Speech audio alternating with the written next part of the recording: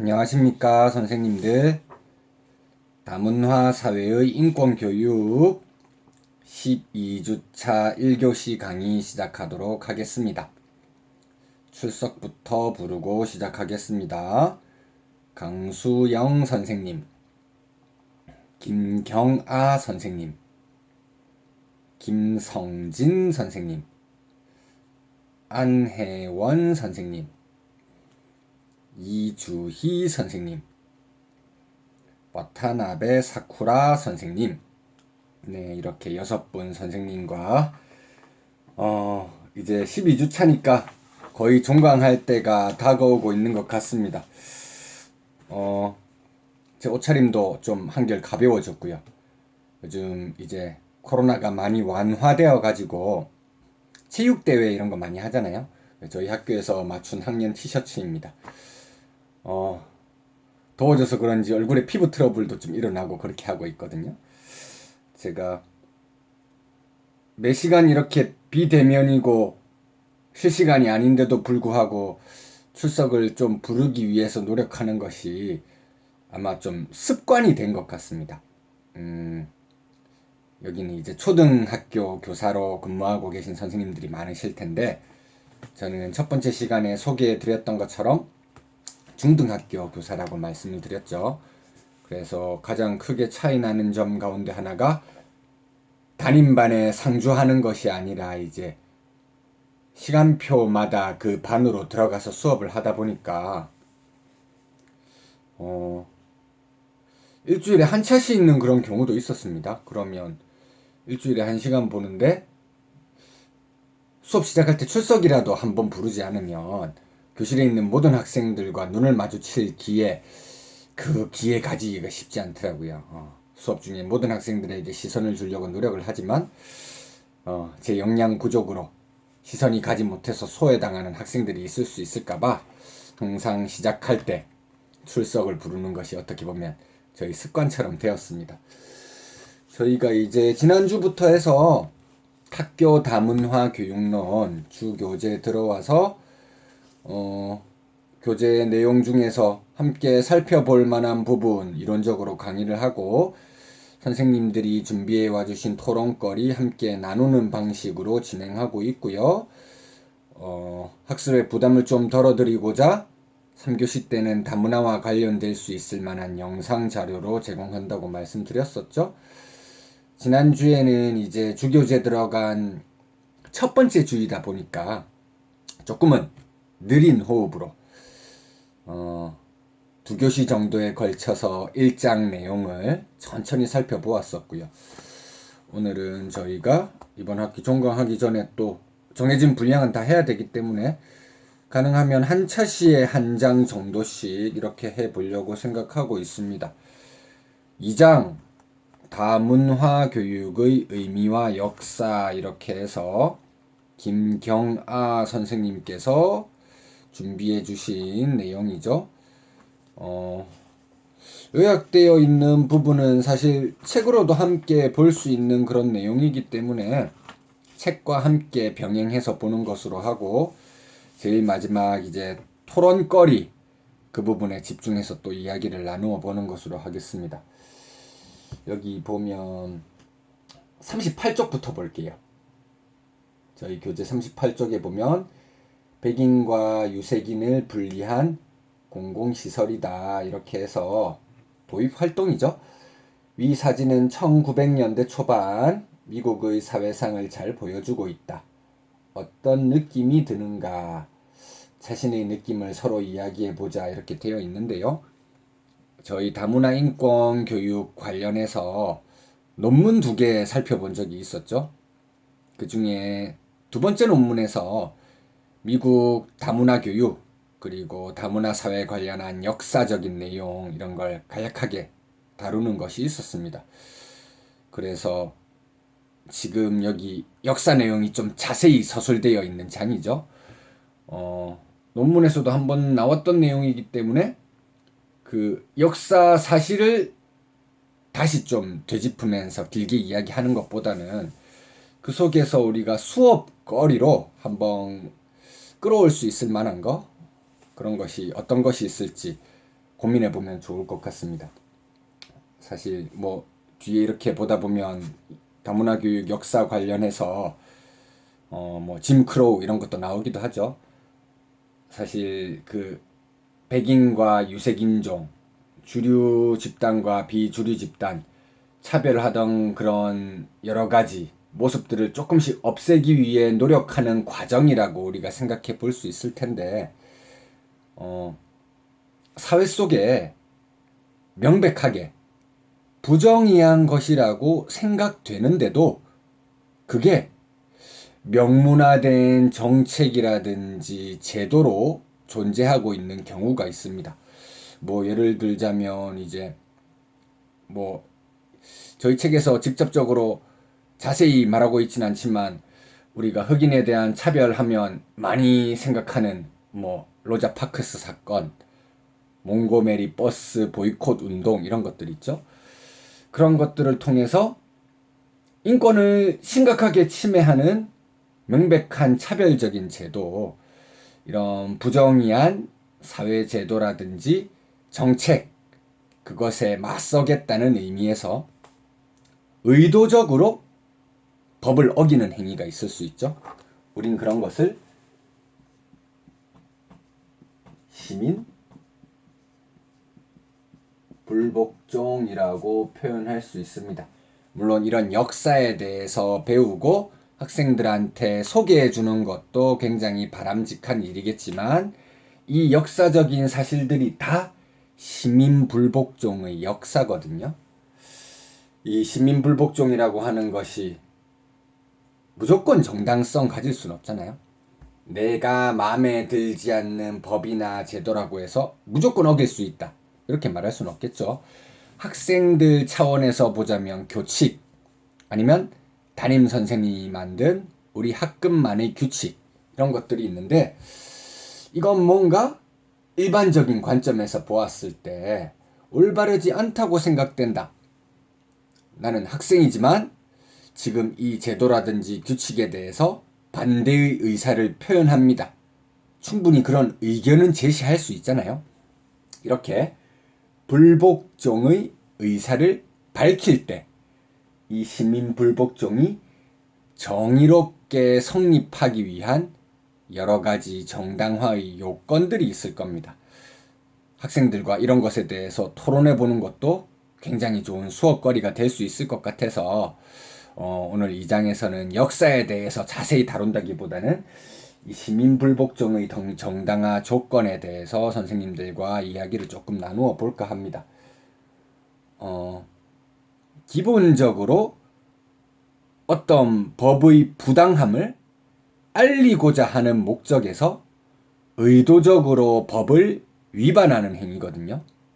그렇다면 아무도 없는 곳에서 나 혼자 그 법을 어겼다, 이러면 효과가 현저하게 떨어지겠죠. 뭐 이게 올바르다 그르다 이걸 떠나서 지금 장애인 분들께서 지하철이라든지 대중교통 거기서 출근하는 시간대 시위를 좀 하고 계시잖아요.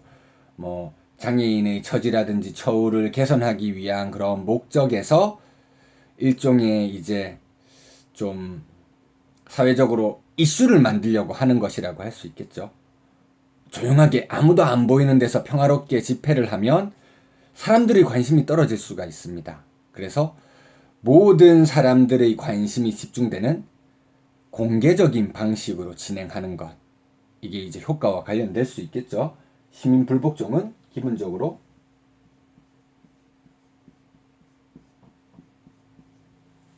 공개성을 띠는 행위여야 할 것입니다. 그러면 일부러 법을 어겼을 때 너 그 규칙 어겼어, 잘못했어, 학생들이 이야기하겠죠. 저희 애가 지금 5살인데 규칙 위반에 굉장히 민감하거든요.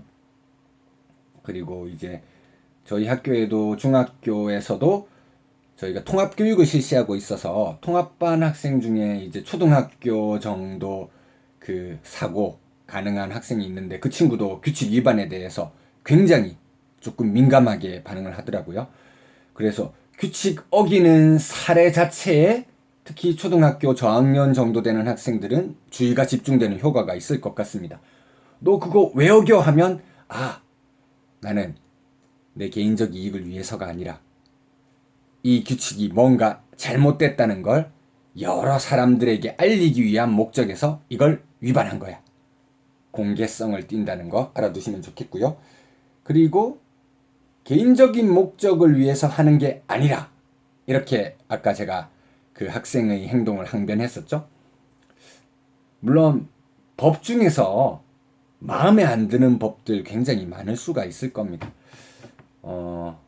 하지만 이 법을 어기는 게 그 법 지키는 것으로 인해서 나 혼자만의 이익, 이것에 손해가 발생하기 때문에 나는 그 법을 어기겠다. 이렇게 주장한다고 하면 불복종 행위의 정당성 성립되기가 굉장히 어려울 것 같습니다. 개인적 차원의 이익, 이것을 뛰어넘는 뭔가 전체 사회의 이익, 이것을 추구하는 목적을 가지고 있어야 된다는 것이죠. 그런 측면에서 공익성.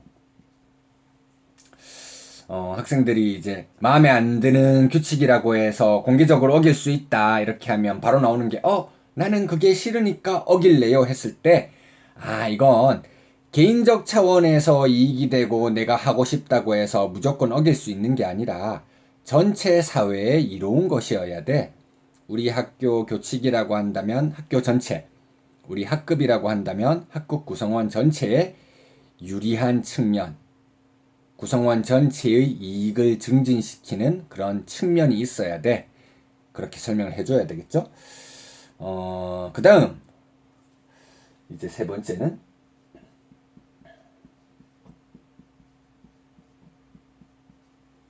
불가피성이라고 하는 것인데요.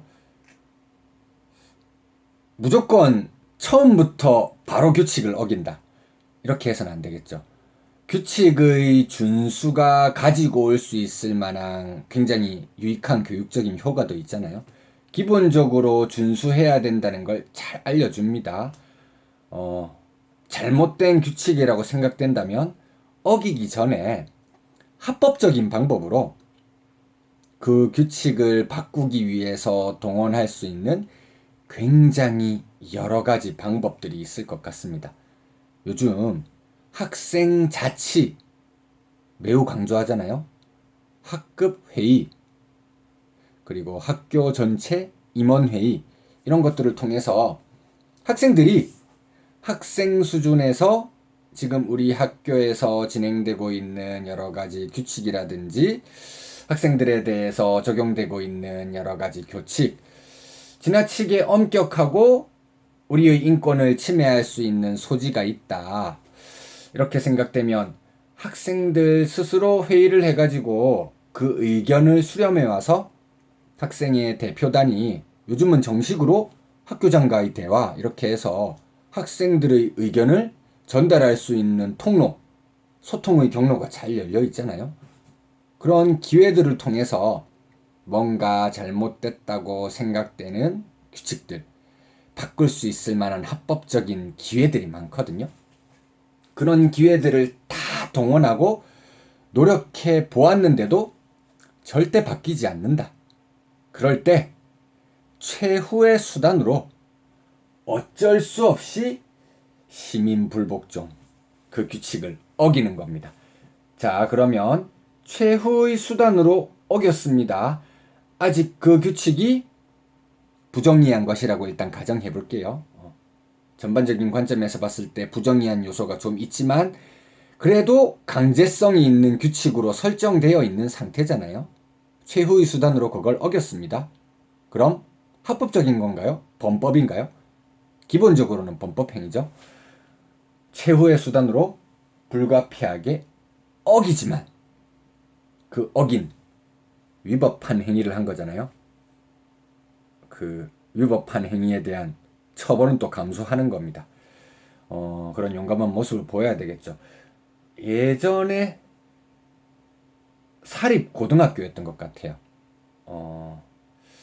사립 같은 경우에는 이제 종교재단에서 설립하는 경우가 많으니까 거기서 종교 교육을 일정 시간 정도 이렇게 의무적으로 배정이 되어 있잖아요. 그래서 이 친구가 나는 의무적인 교육 못 듣겠다. 1인 시위하고 캠페인하고 이렇게 했습니다. 그렇게 해서 교칙에 의해서 퇴학을 당했죠. 수업 선택의 자유, 더 넓게 보았을 때는 우리나라는 종교의 자유 이런 것이 있는데 그 자유의 가치를 좀 굉장히 드높이기 위해서 어떻게 보면 상징적인 행위라고 할 수 있죠. 뉴스까지 나왔었던 것 같습니다. 뭐 그때 정치계 이런 데서도 뭐 청년 인재 이렇게 해가지고 조금 발탁하는 것처럼 이야기하다가 요즘은 보이지 않더라고요. 또 한 10년 정도 지나면 모르죠. 그 당시의 이력 이걸 내세우면서 다시 나올지도요. 뭐 그런 사건 같은 걸 떠올려 보면 최후의 수단으로 여러 가지 방법을 동원하다가 불가피하게 어기지만 어겼다는 행위 자체는 잘못된 거니까 그 행위의 책임을 지기 위해서 처벌은 감수한다는 거 그렇게까지 기억해 두시면 좋겠고요. 가장 중요한 게 있습니다. 가장 중요한 거 뭔가 자신의 억울한 점, 부당한 점 이것을 이야기하다 보면 감정이 격해지죠. 폭력적인 행동이 수반되는 경우가 있는데 우리가 시민불복종 운동하면 대표적으로 언급되는 사람들이 마틴 루터 킹이라든지 마하트마 간디 이런 사람들이거든요. 전형적인 비폭력 운동의 선구자들이었죠. 폭력적으로 우리를 억압하는 세력이 있다고 하더라도 그 세력에 대해서 우리가 다시 폭력으로 우리 의사를 보여주게 되면 폭력의 악순환만 이어질 뿐이라는 것이죠. 폭력적인 세력에 대해 항거의 의사를 내보일 때도 그 진행의 방식은 평화로운 것이어야 됩니다. 그래서 또 네 번째 중요한 성질로서 비폭력성이라고 하는 것이 있겠죠. 비폭력성. 이렇게 하고 난 다음에 우리 학교라든지 학급에서 뭔가 좀 고쳐야 될 것 같은 규칙이 있으면 한번 이야기해 봅시다. 이렇게 해서 여러 가지 시민불복종의 정당화 요건 가운데 과연 그것들이 성립 가능한가 학생들 스스로 토론해 보게 하는 것 이것도 굉장히 좋은 하나의 수업이 될 것 같습니다. 창체 시간 이렇게 해서 뭐 40분 정도 충분히 소요할 수 있는 좋은 주제가 되지 않을까. 학급 회의할 때도 단순히 그냥 여러분들 자유롭게 한번 해보세요 이렇게 하는 게 아니라 오늘 학급 회의 주제는 규칙, 우리 학교의 규칙은 어떠한가, 정의로운가 이것을 주제로 한번 해보겠습니다. 던져줘 놓고 학생들이 정의롭지 않다고 생각하는 규칙 가지고 오면 처음부터 이렇게 4개를 까주면 안 되겠죠? 왜 정의롭지 않다고 생각하나요? 하나씩 하나씩 좋은 답변 나올 때마다 이 정당한 요건들을 하나씩 하나씩 제시해 주면서 4가지가 다 충족된다면 그래 이 규칙은 뭔가 잘못된 것 같아 바꿀 수 있도록 한번 노력해보자. 선생님도 학생들의 의견을 학교 쪽에 한번 전달을 해볼게. 이런 식으로 진행되면 굉장히 멋있는 학생 자체의 현장이 되지 않을까 이렇게 한번 생각해 보겠습니다. 사실 이제 이야기하다 보니까 다문화 교육의 역사 이 부분은 아까 말씀드렸던 것처럼 조금 과감하게 생략하는 그런 꼴이 되었는데요. 저희가 오늘 이제 3교시 때 보려고 하는 영화가 실화 영화인데 글로리 로드라고 해서 차별받고 억압받았던 흑인들 그들의 모습을 생생하게 잘 드러내주고 있는 영화거든요. 여자 수강생 선생님들이 많으시더라고요. 그래서 스포츠에 좀 관심이 덜 하실 수도 있는데 미국 프로농구 리그를 NBA라고 부릅니다. 그리고 대학 농구 리그를 NCAA라고 부르거든요. 흑인들이 신체 능력이라든지 운동 능력이 월등해서 지금은 농구는 5명이 스타팅 멤버죠. 5명 다 흑인으로 뛰는 경우가 많거든요. 하지만 처음 농구 시작했을 땐 그렇지 않았습니다. 백인들이 전유물이었습니다. 고급스러운 운동이었어요. 한 명이 뛰는 경우도 드물었습니다. 교체 선수로 한 명 정도 이렇게 들어오는 건데 최초로 5명 다 선발 선수를 흑인으로 내보냈던 감독과 대학교 팀의 실화 영화입니다. 우승까지 했습니다. 그 해 우승까지 했는데 3교시 한번 보시면 재밌을 것 같고요. 뭐 역사 부분은 저희가 조금은 과감히 뛰어넘겠다고 이야기했기 때문에 바로 저희 김경아 선생님께서 준비해 주신 토론 내용으로 한번 들어가 보겠습니다. 선생님들 강의 자료실에 제가 지난주에 6개 챕터 모두 한 번에 다 탑재해 드렸었죠. 2장 내용 다운로드 받아오시면 될 것 같고요. 한번 같이 읽어보도록 하겠습니다. 본 강의에 따르면 다문화 사회에서 다름에 대한 이해와 존중은 의무적 행위에 속한다. 네, 동의하시는지 아닌지는 모르겠지만 강의했던 제 입장을 충실하게 잘 반영해가지고 써주신 것 같습니다. 의무적 행위란 인간이라면 당연히 해야 하는 행위로 하지 않으면 비난을 받는 행위를 뜻한다. 따라서 본 챕터와 관련하여 인권, 인간 존중 사상을 다문화 교육의 맥락 속에서 접목 및 조화시킬 수 있는 방안을 다음과 같이 제시하고자 한다. 첫 번째는 좀 무난하고 일반적인 내용이고 2번, 3번이 좀 흥미로운 내용으로 이렇게 구성해 주셨더라고요. 첫 번째는 간단하게 읽어보겠습니다. 우리나라 다문화 교육의 의미 살펴보기. 학생들이 다문화 교육의 의미를 정의 내리는 활동을 통해 다문화 교육의 필요성에 대해 이야기 나눌 수 있는 활동을 한다. 다문화 교육을 처음 접하는 학생들, 흥미 유발이라든지 도입 부분에서 적용할 수 있을 만한 그런 질문, 발문거리가 되겠죠. 다문화 교육이란 무엇일까? 다문화 교육은 왜 필요할까? 다문화 교육이 없다면 어떻게 될까? 반드시 던져봐야 할 질문들로 잘 구성해 주신 것 같습니다. 두 번째, 우리나라가 좀 단일 민족의 신화 이런 걸 가지고 있죠. 그걸 단호하게 깨부술 수 있을 만한 굉장히 도전적인 그런 말씀이십니다. 2번, 우리나라 다문화 교육의 역사 살펴보기. 실제 우리나라에도 이런 사례들이 역사적으로 있을 수 있다는 것이죠.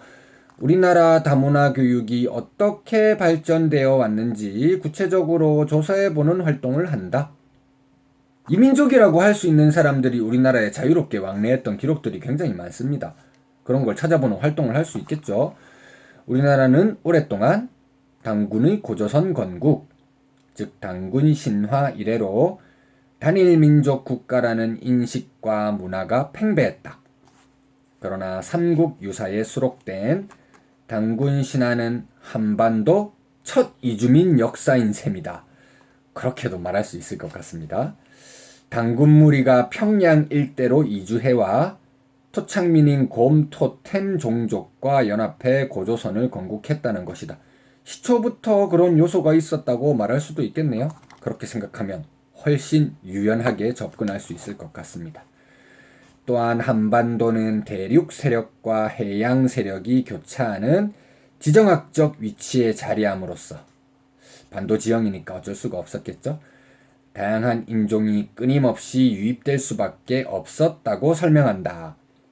따라서 고조선으로 거슬러가 한반도의 역사를 다문화 관점에서 살펴보고 다문화 교육이 제대로 등장한 시점과 다문화 교육의 변화 과정을 살펴보는 활동을 해본다.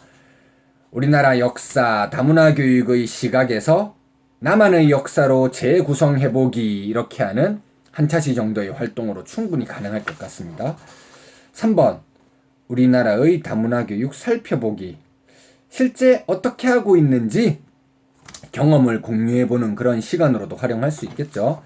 현재 우리나라 다문화 교육 정책과 활동에는 무엇이 있는지 살펴보고 교과서 속 다문화 요소도 찾아본다. 이후 세계 여러 나라의 다문화 교육에 대해 조사해보고 이와 비교하여 우리나라에 필요한 다문화 교육 정책과 활동 또는 교과서 속 다문화 요소를 만들어 보는 활동을 한다. 이런 거 하려고 하면 뭐 아이패드라든지 스마트폰 있는 상태에서 하면 효과적일 것 같습니다. 우리나라 다문화 교육의 현주소를 살펴보고 잘 되고 있는 부분과 보완점에 대해 생각해 볼 수 있다. 또한 우리나라 다문화 교육을 이중 언어 교육, 문화 이해 교육, 반편경 교육 등 다양한 관점에서 살펴봄으로써 민족, 인종, 종교, 언어 등에서의 차이를 인정하면서도 차별 없이 인간 존엄성을 존중하고 사회 구성원으로서의 바람직한 문화적 정체성을 형성하도록 돕는다라고 말씀해 주셨습니다. 4번은 역지사지 활동하기라고 해서 또 여러가지 학생들이 활동할 수 있을 만한 내용을 좀 효과적인 시각자료와 함께 제시해 주셨거든요. 이런 것들 선생님들 수업 중에 직접적으로 활용할 수 있을 만한 좋은 자료인 것 같습니다. 네. 역사 부분은 이 정도로 해서 마치면 될 것 같고요. 잠깐 쉬셨다가 또 다음 챕터 저희가 중요하게 살펴보아야 될 좀 이야기거리 그리고 토론으로 준비해 주신 내용 이런 것을 살펴보는 순서로 진행하도록 하겠습니다.